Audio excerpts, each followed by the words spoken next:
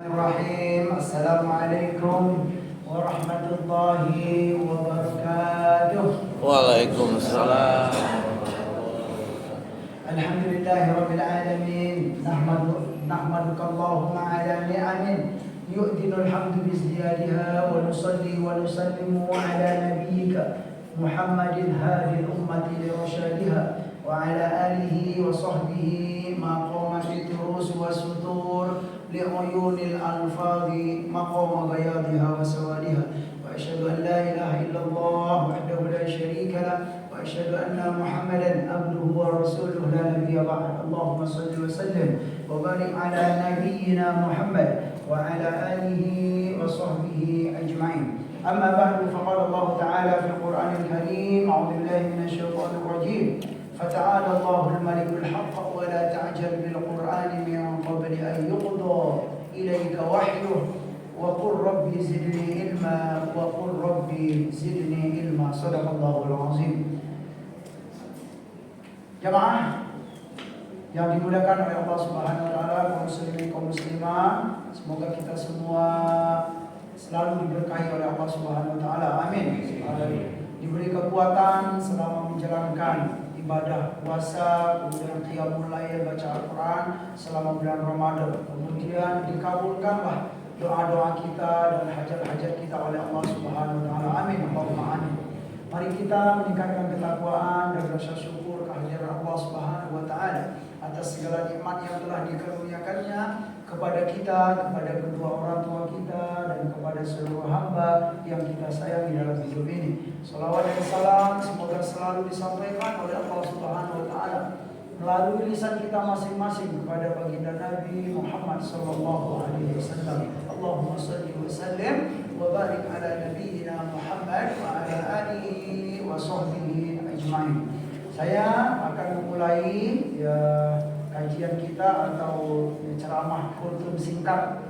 Ini kultum ini kalau di itu Pak, kalau didisiplinkan nggak cukup itu. Mukadimahnya sudah 7 menit. Ya. Tapi harap maklum lah kalau lebih dikit. Tapi kita berusaha lah.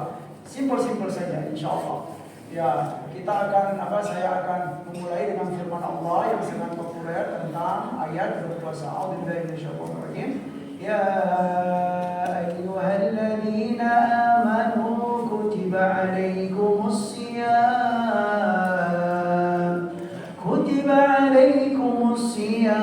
kama kutiba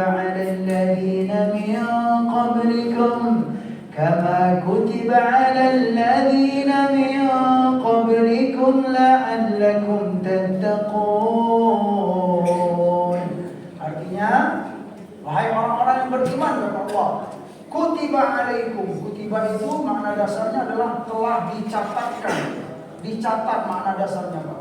Atau juga furidha alaikum, telah difardukan, diwajibkan atas kalian yaitu berpuasa. Sebagaimana telah diwajibkan pula ya kepada umat-umat sebelum kalian, yang mana berpuasa itu agar kita bertakwa, menjadi insan yang bertakwa, yang kenal dengan Sang Khalik di dalam hidup ini, yang berusaha untuk mentaati perintah-perintah Allah Subhanahu wa taala dimanapun dan kapanpun berada semaksimal mungkin. Itulah insan yang bertakwa. Dalam Al-Quran, dalam firman Allah yang lain dikuatkan bahwa takwa ini adalah sebaik-baik bekal dalam kehidupan ini, Pak.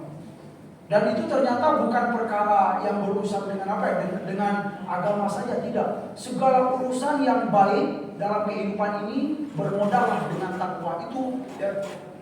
Karena kata Allah, takwa itu adalah sebaik-baik bekal. Gitu. Apalagi kalau mau bawa bekal menuju ke akhirat nanti. Sebaik-baik bekal. Contoh, kalau ada seorang guru atau dosen ya, yang fokus mengajar di kampus atau di sekolah, berbekallah dengan bekal takwa. Itu bekal yang terbaik. Ya Pak ya. Murid ya, siswa dan mahasiswa yang sedang belajar ya, berbekallah dengan bekal takwa. Itu sebaik-baik bekal. Ya Pak. Pedagang ya, yang sibuk di pasar, berbekallah dengan bekal takwa. Itu maksudnya. Ada pemuda-pemudi misalnya yang mau menikah nih Pak, gitu ya, yang mau sudah punya niat nih atau sudah mulai ada deal, alhamdulillah gitu kan. Itu ternyata kalau kita bawa juga cocok sekali. Bekal yang paling baik untuk apa Pak? Memulai rumah tangga itu bekal takwa. Yang lain juga penting, finansial penting ya. Bukan kita bilang nggak penting, penting Pak.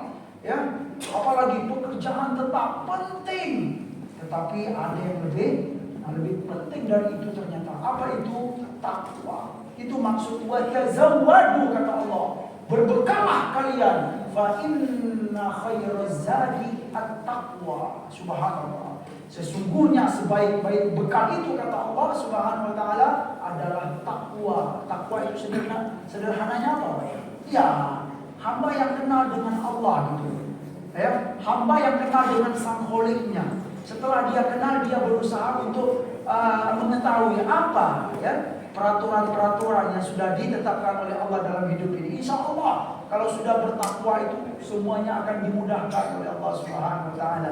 Kalaupun ada masalah akan diberi jalan keluar. Kalaupun ada kesempitan akan diberi kelapangan. Itulah maksudnya, penting sekali. Jamaah sekalian, la'allakum tattaqun kata Allah. Saya sedikit merujuk atau melirik dari sisi sejarah. Mungkin untuk materi-materi yang lain ya guru-guru kita insya Allah setelah ini akan menyampaikan. Dari sisi sejarah, kalau kita merujuk puasa Ramadan itu difardukan oleh Allah Subhanahu wa taala seperti dalam penjelasan kita, furido fis sanati ats-tsaniyati minal hijrah.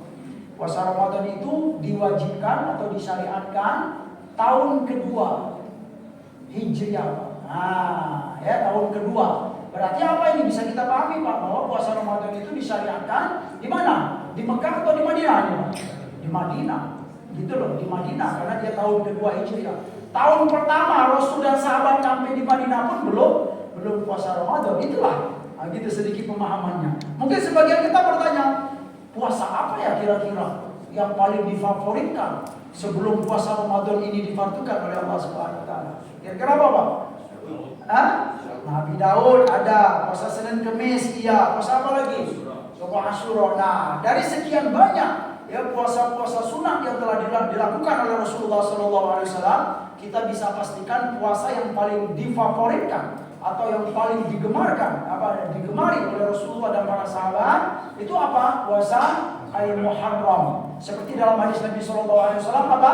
Afdolus siyami ba'da Ramadan syahrullahi siyamu syahrillahi muharram. Ya, sebaik-baik puasa setelah puasa Ramadan itu adalah puasa apa Pak? Puasa bulan Allah yaitu bulan Muharram. Puasa bulan Muharram inilah yang kita kenal dengan puasa Asyura. Nah, menurut sejarahnya juga puasa Asyura ini ternyata bukan hanya di Madinah dimulai oleh Rasulullah. Ketika di Mekah pun Rasul dan para sahabat juga sudah berpuasa Asyura ini Pak. Cuman waktu di Mekah itu belum terlalu dikampanyekan. Masih masing-masing saja. Udah kita udah tahu tuh ya, dianjurkan diam-diam saja Pak.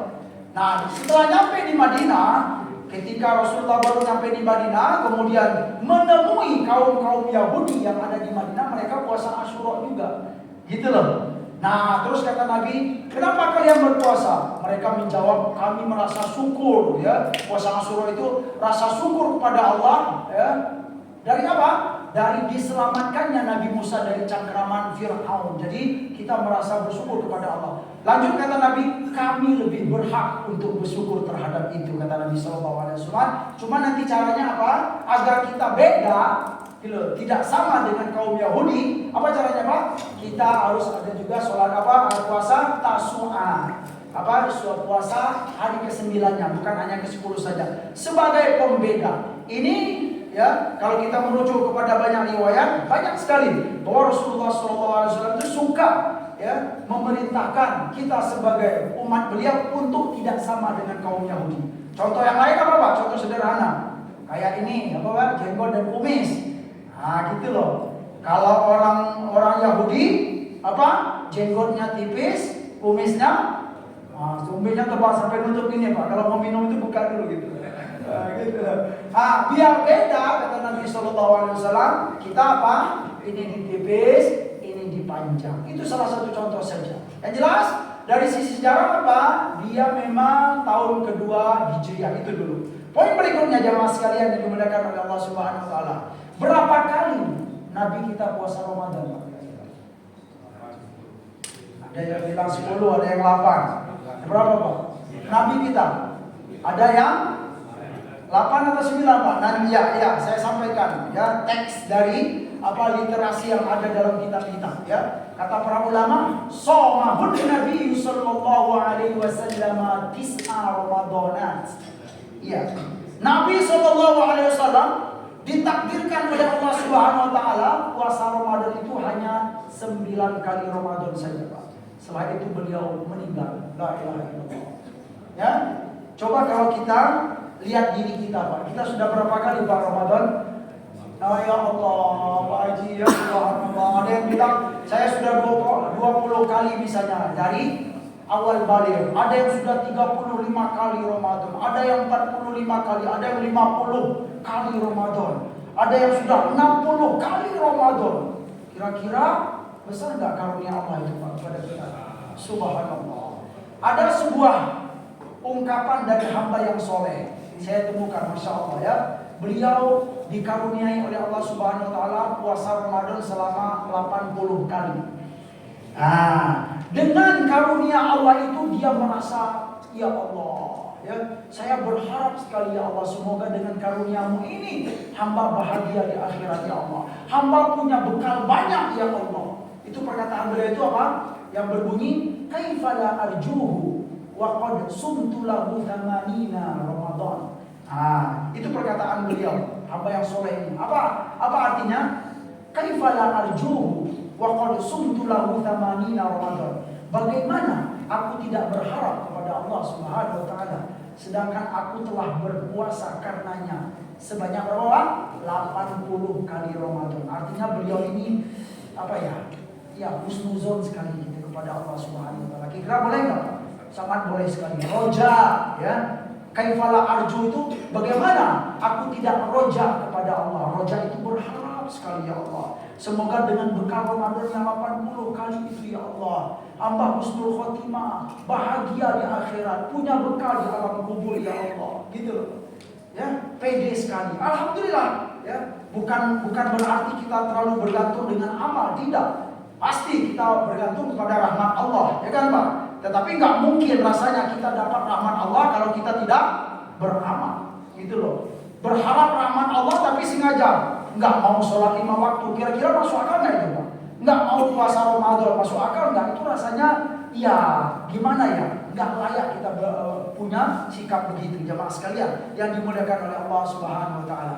Poin berikut, ini banyak berikutnya nih Pak, jadi repot juga ini, gitu kan? Satu ini aja lah, gitu kan? Saya ingin menyampaikan tentang fardhiyatul Ramadan. Kefarduan Ramadan itu bagaimana dalam Islam? Nah, ini Pak ya. Maksud kefarduan itu kedudukan hukum puasa Ramadan itu bagaimana? Apakah bisa ditawar-tawar atau bisa bagian mau, bagian enggak silakan, gitu loh Pak ya. Gitu loh. Nah, ternyata Ramadan itu punya posisi ya, dalam hukum Islam, ya dalam syariat kita beragama. Dan itu terbukti dari sebuah hadis Rasulullah SAW. Apa kata Nabi SAW? Man aftara yauman fi Ramadan fi ghairi rukhsatin rakhasahallahu lahu lam yaqdi anhu siyamud dahri kulluhu wa in shamahu. Atau kama qala sallallahu alaihi wasallam. Apa kata Nabi? Barang siapa yang sengaja berbuka di bulan Ramadan, barang siapa yang sengaja tidak puasa bulan Ramadan, gitu Pak, ya. Dengan tidak ada alasan atau rukhsah, keringanan-keringanan yang diberikan oleh Allah Subhanahu wa taala. Seperti apa? Sakit, musafir, enggak ada alasan, ya. Badan sehat, enggak musafir, makan enak, minum enak, di siang hari Ramadan enggak puasa. Ditanya, "Bapak kenapa enggak puasa?" gitu. Jawabannya, pengen aja. Kira-kira boleh nggak itu Pak? Pengen aja itu. Ya nggak boleh, ya. Bukan hal yang enteng. Kok jawabannya pengen aja gitu Pak ya? Apa kata Nabi? Kalau siapa yang yang sengaja tidak berpuasa di bulan Ramadan, tidak ada alasan-alasan yang disyariatkan oleh Allah atau rukhsah dari Allah Subhanahu wa taala, lam yaqdi anhu, maka dia tidak bisa untuk mengqadha atau mengganti satu hari tadi, Pak. Satu hari yang ia tidak puasa itu nggak bisa diganti dengan apa? Siyamud dahri kulluhu, dengan puasa 1 tahun seluruhnya, penuh 1 tahun. Ya, nggak level. Ditutup apa? Oleh Nabi Shallallahu Alaihi Wasallam, wa in somahu, sekalipun dia mampu untuk puasa 1 tahun, puasa 1 tahun itu nggak level untuk mengganti puasa apa? Nggak puasa 1 hari di bulan Ramadan tanpa apa ya, alasan-alasan rukhsah tersebut. Oh, berarti ketat sekali, Pak ya? Iya, ketat ya, tetapi perlu diingat ya, dalam syariat itu seketat-ketatnya nanti kalau ada ya, alasan-alasan itu diperbolehkan, Pak. Jangan dikira syariat Islam itu ketat sekali, nggak ada solusi. Tidak, justru sebaliknya. Kalau dalam kehidupan ini, kalau kita melihat dari banyak riwayat hadis Nabi SAW, ya, ajaran Allah dan Rasul itu menjadi solusi. Kalau sudah mentok, ya biasanya ada jalan keluar. Kalau sudah berat, pasti ada keringanan ya, yang akan diberikan oleh Allah Subhanahu wa taala. Semoga ini mau pakai berikut lagi nih, Pak. Ya, cukup.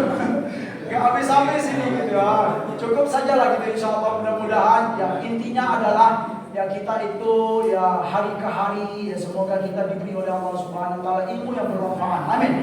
Amin. Kemudian gairah kita beribadah itu bertambah, Pak, insyaallah. Begitu yang penting ya. Jangan sampai semakin hari hari kita semakin nggak bergairah beribadah. Itulah tujuan sebenarnya kultum-kultum yang singkat ini disediakan oleh pengurus ya. Kita berterima kasih kepada Dewan Pembina, Ketua Pembina, Ketua DKM, kemudian beserta jajarannya yang telah menyediakan waktu bagi kita, bagi guru-guru kita, ustaz-ustaz kita menyampaikan sedikit-sedikit ayat-ayat Al-Quran, hadis-hadis Nabi Sallallahu Alaihi Wasallam. Semoga itu bermanfaat. Terima kasih atas segala perhatian, mohon maaf atas segala kekurangan. Wassalamualaikum warahmatullahi wabarakatuh.